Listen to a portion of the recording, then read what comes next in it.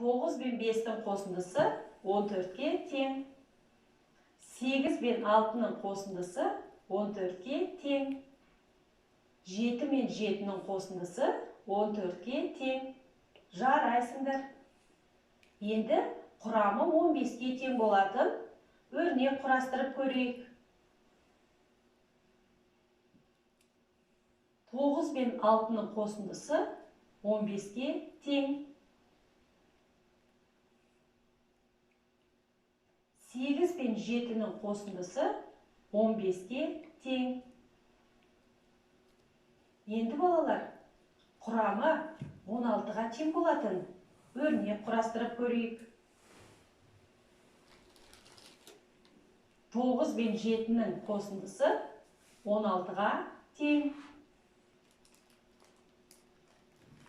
8 бен 8-дің қосындысы 16-ға тең. Жарайсыңдар балалар. Енді балалар, құрамы 17-ге тең болатын өрнек құрастырайық. Ойланамыз. 9 бен 8-дің қосындысы 17-ге тең. Жарайсыңдар балалар. Сендер 11-ден 18-ге дейінгі сандардың құрамын жақсы меңгердіңдер деп ойлаймын. Балалар, сендер күнделікті өмірде жылдам әрі дұрыс санай білесіңдер ме?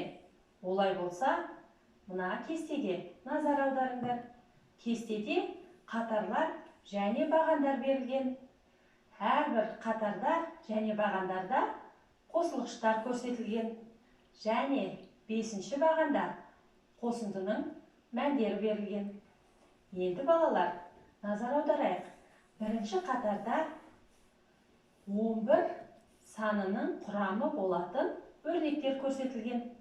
2-ші қатарда 12 санының құрамы болатын өрнектер көрсетілген. 3-ші қатарда 13 санының құрамы болатын өрнектер көрсетілген. 4-ші қатарда 14 санының құрамы болатын өрнектер көрсетілген. 5-ші қатарда 15 санының құрамы болатын өрнектер көрсетілген. 6-ші қатарда 16 санының құрамы болатын өрнектер көрсетілген. 7-ші қатарда 17 санның құрамы болатын өрнек көрсетілген. Ал 8-ші қатарда 18 санның құрамы болатын өрнек көрсетілген. Ал енді бағандарға назар аударайық. 1-ші бағанда 9 санына 2-ден 9-ға дейінгі сандар өсу ретімен қосылып тұр. 2-ші бағанда 8 санына 3-ден 8-ге дейінгі сандар өсу ретімен қосылып тұр. 3-ші бағанда 7 санына 4-ден 7-ге дейінгі сандар өсу ретімен қосылған. 4-ші бағанда 6 санына 5 және 6 сандары қосылып тұр. Сонымен балалар, сендер не байқадыңдар? Я балалар, бұл бір таңбалы сандардың ондықтан аттап өту арқылы қосу кестесі. Жарайсыңдар балалар. Балалар, енді мына кестедегі жасырынған өрнектерді тауып көрейік. 1-ші бағандағы өрнекті атаңдар. Тамаша, 9 бен 4-тің қосындысы жасырынған екен. 1-ші бағандағы тағы да бір өрнекті тауып көрейік. 9 бен 7-нің қосындысы жасырынған екен. Енді балалар, 2-ші бағандағы жасырынған өрнекті тауып көріңдер. 8 бен 4-тің қосындысы. Келесі 3-ші бағандағы жасырынған өрнекті табайық. 7 мен 4-тің қосындысы. Енді 4-ші бағандағы өрнекті тауып көрейік. 6 мен 6-ның қосындысы. Жарайсыңдар балалар. Сендер қосу кестесін жақсы меңгердіңдер деп ойлаймын.